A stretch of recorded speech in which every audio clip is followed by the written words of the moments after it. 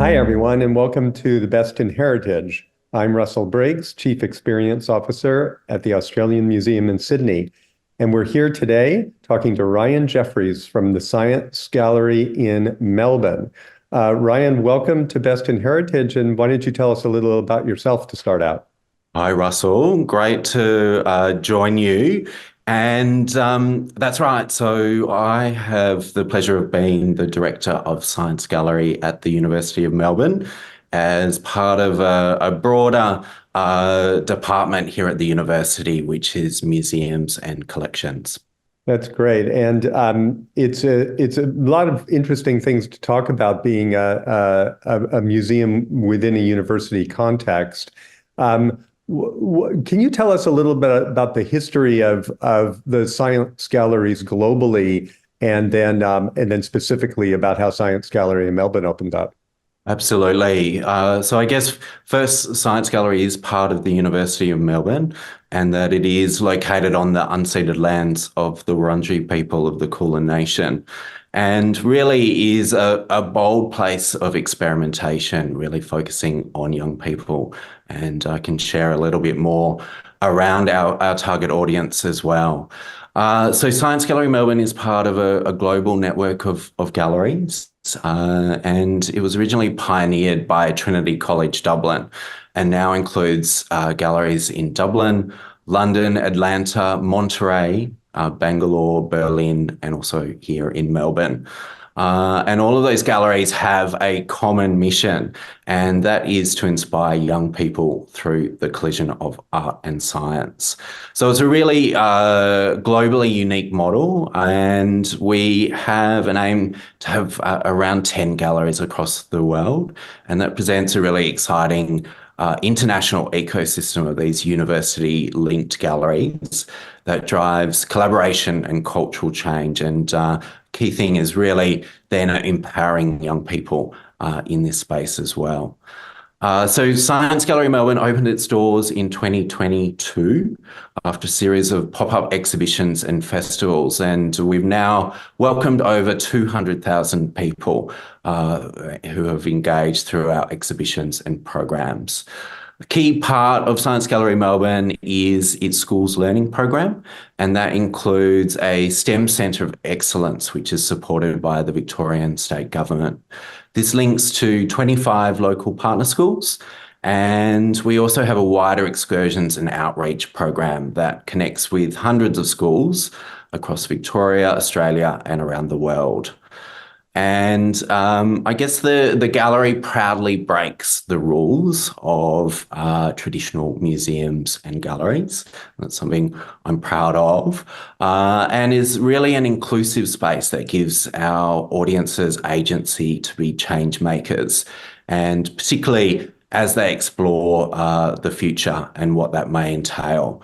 So we have this strong belief that young people can tackle some of the greatest global challenges of our time, and the gallery empowers the next generation with new ways of thinking and also, I would say, radical action to face challenges like the climate crisis, mental health, and indeed the rapid rise of our own technology.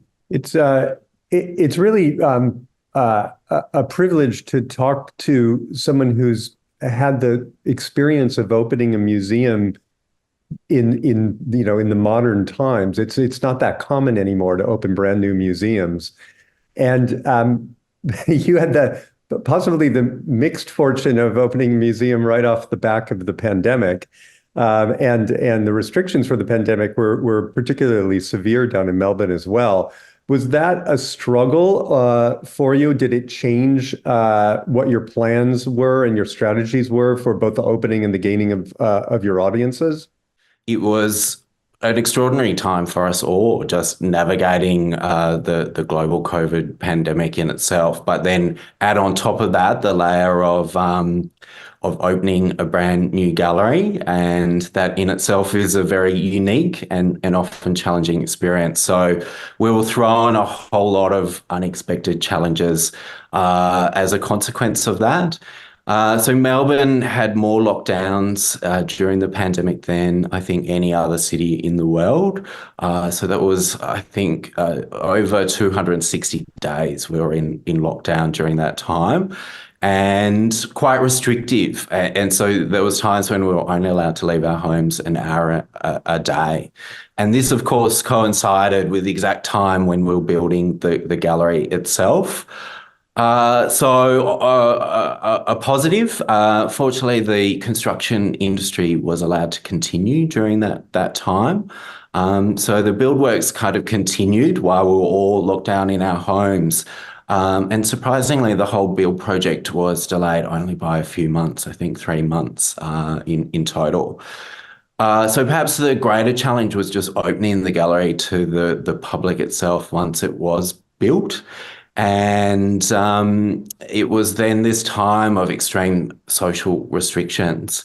So during a lockdown, we installed our first exhibition, and it sat there for nearly 6 months in the gallery without having effectively an audience as we kind of grappled with Melbourne going in and out of lockdowns, and we attempted 4 times to open the gallery during that time.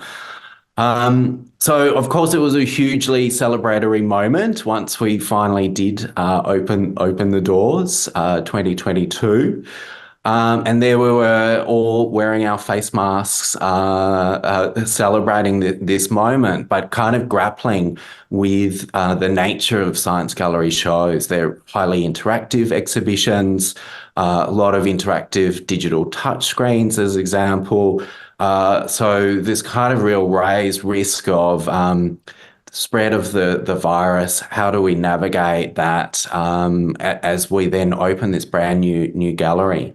It's been a success, but they were certainly challenging times. Well, and you would have sort of a double challenge because you opened the gallery and then you needed to start to build an audience at a time where people were just emerging from these restrictions and that sort of hesitancy and feeling of not knowing where to go and how to interact with society again. So you were trying to gain an audience during that challenging time, and also you are looking for audiences sort of in the 15 to 30-year-old age range, and that's always a challenge for museums. So there's two things that you had to grapple with in your first couple of years as a museum. How did you work to get those people in, and how in general do you work to get those younger people to come to the museum? This is such an important point. And yes, coming out of lockdowns, the impact of the pandemic itself, we were in a situation where most of the university students on campus hadn't had a campus experience. They hadn't had a social kind of student experience either. So it did take a while to kind of build that confidence in people just kind of returning to cultural venues and having those kind of social experiences as well. But a core feature of Science Gallery is our target audience, as you say. And so young adults are traditionally this really hard audience to engage. And I think few museums and galleries do it well or target that audience per se. So for Science Gallery in Melbourne, we place 15 to 30-year-olds at the heart of absolutely everything that we do. So young people are provided with a voice in the themes and the content of all of our exhibitions.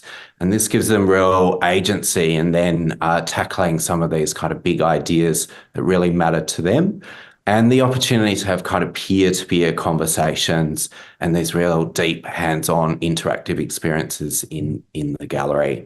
So I guess 15 to 30-year-olds also straddle this critical point in relation to them making key decisions around what they might be studying, their career pathways.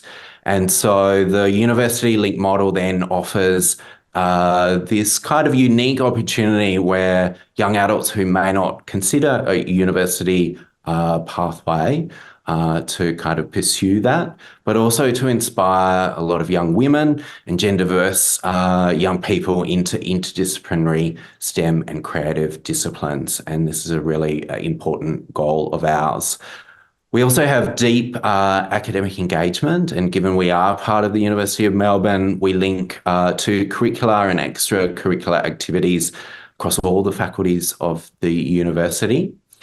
And we also just are really genuine in how we work with our audience at all stages of exhibition making. So we embed young people at these different stages. We start with the idea of what themes and topics are we kind of going to explore. And we work with a think tank group of young people. We call this think tank Psy-Curious. It's people within our target age group, about 30. We meet with them a few times a year and just brainstorm what's really topical, what's important for them right now, and then land on what that theme might be. We then have a really kind of collaborative curatorial process. It's global as well. We go out through an open call globally around this theme. Anyone can kind of submit ideas. And then we work with a curatorial panel of young people as well, who really have the agency to be part of that curatorial process. So they're making decisions on what works, what installations might be within a show, what are some of those sub-themes. So that becomes really genuine. It's not this token one young person. It's very kind of layered in that process. And then finally, once we've installed the exhibition within the gallery itself, a key component of the visitor experience is to meet our mediators. So our mediators are a public face of the gallery. The young people from really diverse backgrounds who are there in the gallery to spark conversations. And it's really this peer-to-peer model. So young people love to be able to chat or feel more comfortable chatting with other young people. And we've now employed over 100 young people through our mediator program. So it's a really important professional development opportunity as well. It's interesting because you've spoken about part of your audience, which is the university student that you want to attract, especially being able to parallel some of their learning areas. But I know you're also trying to attract an audience beyond the university, and it sounds like using these mediators is part of your strategy. And you're lucky to have your building embedded within the center of a busy city. But what strategies do you use to try to other strategies do you use to reach out to audiences beyond the university? I guess one of our fastest growing audiences is actually through schools. So it's our schools learning program, and it's kind of a broader outreach program. And the key thing around that is greater access. So it's often greater access for low socioeconomic schools.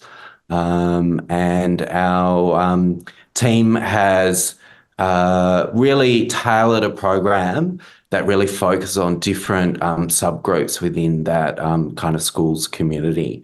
So one of those areas is around First Nations, Indigenous STEAM program. So we have entirely First Nations led program and team who then deliver that experience to over 200 schools across Melbourne, across the state of Victoria.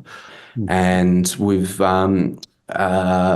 done very well in terms of piloting this idea of essentially a global classroom. We have an online STEAM careers forum, which really looks at probably unexpected career pathways that many young people may not think about, but then may become really inspired to kind of pursue. And we now have over 10,000 students who log in as part of those forums. And that is, as I say, across Australia, across the globe as well. And then the other really expanding audience is just the general public, and it really is building a community around art and science. And we've have a series of public programs that sit alongside our exhibition program. And a key part of that is an event called Friday Night Socials. It's on the first month of every the first Friday of every month, I should say. And we're getting just hundreds and hundreds of people come in as part of that. Really kind of diverse audiences who want these live experimental performance music, very kind of social experiences as well. And so that's a really expanding audience for us as well. It's a really impressive amount of outreach that you're doing, especially for a new museum. Just shifting gears a little bit, it's interesting that the national award that you won through our Museums and Galleries Association here in Australia was for a permanent gallery for your build. How do you think the building was designed to optimize your mission and delivery, and what was it about that stood out for the jury in this award-winning competition? Yeah, I guess the first thing is that we're incredibly honoured to have received the Imago Award as a brand new gallery at that time in the Melbourne cultural space. So I think what really stood out is the uniqueness of the design and the genuine social impact that we're having. This, I guess, unique way of engaging young people and doing it in a really authentic way and seeing some of those results. So I guess the award itself recognises social impact and innovation within the museums and galleries sector, and we passionately aspire to be a place of innovation, but also, as I said, a place for that social impact. So I will share the quote actually from the panel, because I think it actually gives direct context of what the panel saw, the value of the gallery. And so to quote the panel, Science Gallery Melbourne demonstrates accessible, inclusive and provocative programming, the focus of young people and their engagement in the community and the science and cultural sectors is commendable. And so I think it really is this unique gallery approach. One aspect of that is the design of the gallery itself, but also then the programming. And so being able to open this gallery at a really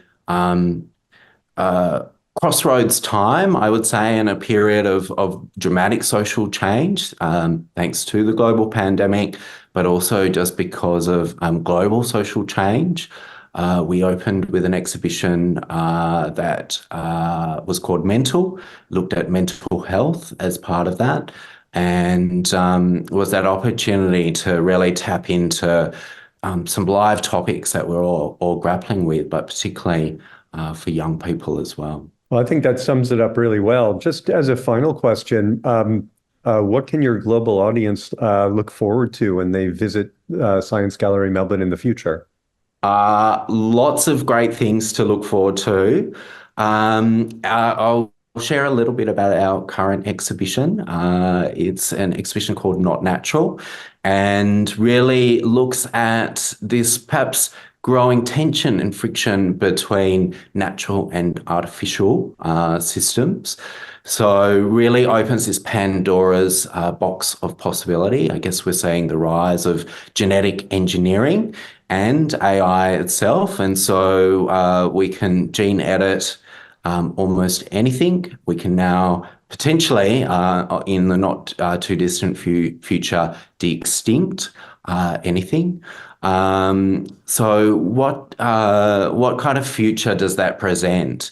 And just because we can, should we? And so I'm particularly interested in the human, the social element of that as well. I think we're at a time when there is potential ecological collapse and mass extinction happening, the climate crisis.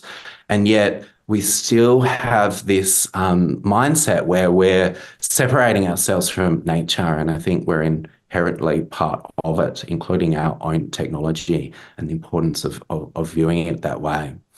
And then hot on the heels of Not Natural, our next show is called Sci-Fi. It offers fresh insights into the genre of science fiction, but particularly science fiction from the point of view of the Asia Pacific. So really looking at predominantly women and Asian perspectives on science fiction. I think science fiction has often been a male-dominated genre. So really interesting to explore this from a more gender-diverse perspective, and then particularly from a viewpoint of the Asia Pacific. And this is a major collaboration with Art Science Museum in Singapore. So definitely one to look forward to. Oh, that sounds very exciting. And I hope you get a lot of international visitors coming down for exhibitions like that. It would be wonderful. And hopefully this kind of exposure to the world will help that. So I want to thank you very much, and thank Science Gallery Melbourne, and thank you, Ryan Jeffries, for speaking with us today. Thanks so much, Russell. Absolute pleasure.